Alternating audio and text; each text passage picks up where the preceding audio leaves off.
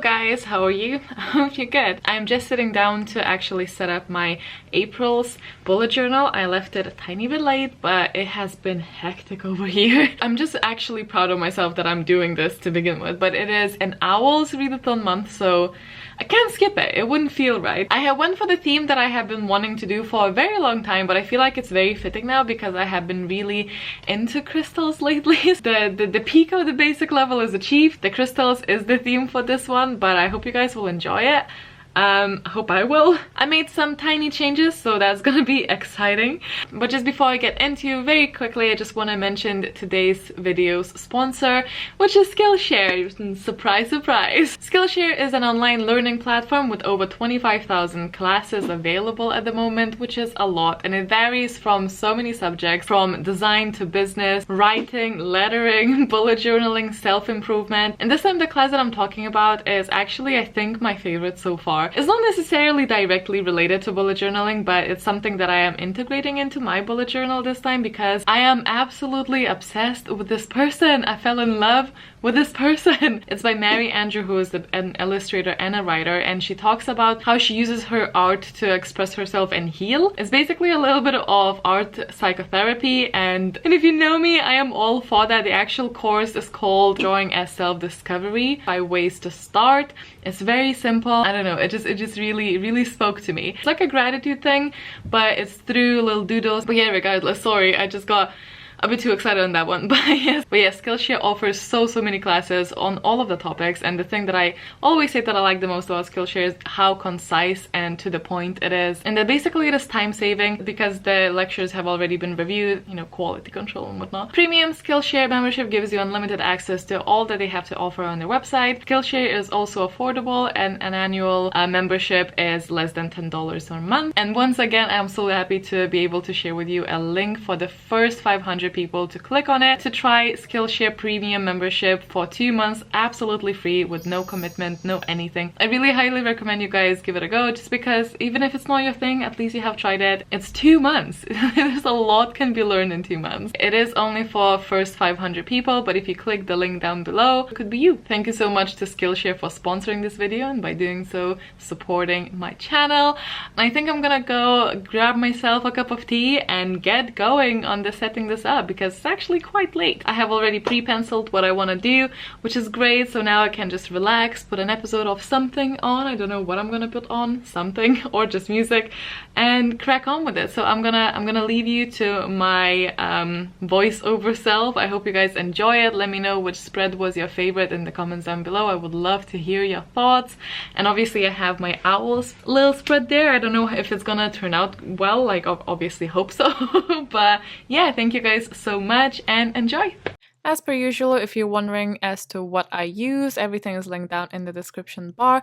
But yeah, as I said, the theme is crystals, or a loose theme is crystals. And for the page, the first page, I've decided to go with a fluoride point, but I just wrote down the days at the bottom, and the right page is extremely simple. All I've done is literally just wrote down the dates on the right side of the page, and if I have anything planned for those dates, I'll clearly just add it in there. But anything else, I thought it would be overkill because I don't need much in my bullet journals, you know. Sometimes, especially for the monthly views, I don't need much. For the next couple of pages, I only have my YouTube list. I've been writing down the videos that I need to film and then marking them as I have done them, or if I have a particular day that I want to film them, and it's been working so well for me. It's kind of silly because I've had all of those intricate, detailed spreads in the past for YouTube. Little did I know that this is what works for me. And then on the right side, I decided to go with a couple of spheres, and in the very middle, I have decided to put in a spirit quartz.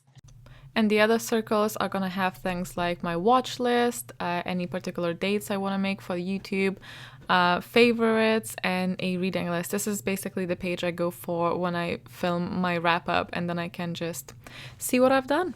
For the next couple of pages, this is where my O.W.L.s Readathon 2019 pages are. I'm so excited. But before I actually started gluing things into the actual journal, I have decided to tear out a page from like this parchment paper that you see on my table and age it out. So just like gradienting from brown to orange to basically just water. And I've done that on the little piece that I clipped out of the guidebook for the curse breaker, because that is the career that I have picked out for myself, and I have decided to age this one as well as a very, very tiny piece of paper just to add there as a note. And while those were drying, because this one took a little longer to dry than my normal paper, while this was drying, I have moved on onto the tracker pages. Now, this one has like a cluster of quartz, and obviously it will just depend on my mood on how the colors are gonna look like for this one. This one I have seen basically on Pinterest somewhere, so I'll try and link that spread down below as well, because it's very heavily based on that one. And I will simply have a color coordinated mood palette. Basically, you'll see me do that on the left. For my habits tracker, I am still going with the circle because it's working very well. Although that being said, in March I completely gave up on tracking, but I'm trying, and hopefully in April I will do, because I'm trying to use my bullet journal, or I tend to use my bullet journal much more during the readathon months, which is really, really fun. You will see that I have screwed up a little bit in the gap that I wanted to list my things that I'm tracking. So then I decided to just go ahead and color in the whole place with the pen, and then write with my white gel pens, which is basically whenever I make a mistake, that is my solution. And I also, the outer ring is going to be for the dates, but I forgot to include those when I was filming. But rest assured, I did that later.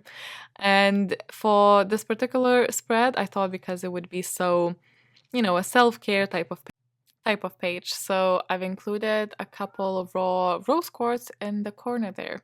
Now after this, I'm gonna go back into my O.W.L.s spread and use paper tape or mask tape to secure the curse breaker crop out. Just struggle to speak there.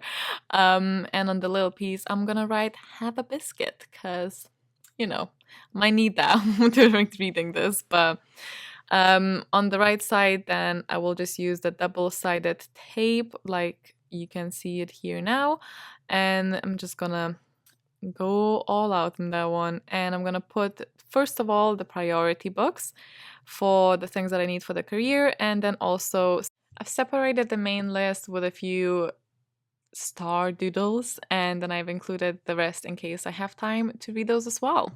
And the way that I decided to track it this time is that my goal is basically a snitch. As you see, it's just like a little ball with wings, and every other ball leading to that represents 20 pages. So this is how I've done it. I thought it would be pretty cool.